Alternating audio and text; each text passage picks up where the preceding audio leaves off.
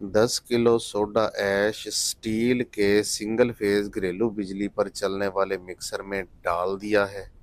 आसान फार्मूला, शानदार formula. 2 kilo sulphuric acid इसके अंदर शामिल कर रहे हैं।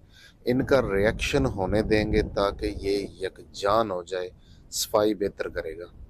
उसके बाद हम इसको ढक्कन बंद करके तकरीबन 10 मिनट मिक्स करते हैं।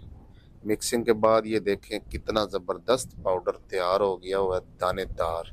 इसमें रंगीन दाना 200 ग्राम शामिल कर रहे हैं। इससे सरफ की लुक अच्छी हो जाती है। 25 ग्राम लेमन की खुशबू शामिल की है ताकि महक आए। इसको मिक्सर में से लेते हैं निकाल एक टब के अंदर। ये देखें कितना ज़बरदस्त पाउडर है, आसानी के साथ निकल रहा है झरना बन के। ये ग्रेडर मशीन है, इसके अंदर डाल के इसकी ग्रेडिंग कर लेंगे। ये दानेदार हो जाएगा, खुश्क हो जाएगा, डलियां टूट जाएंगी। ये बंद कर लिया पैकेटों में, वज़न कर लिया कंडे के ऊपर रख के, और सीलर की मदद से कर लिया सील। बेहतरीन वॉशिंग पाउडर मार्केट में बिकने के लिए बिल्कुल तैयार है।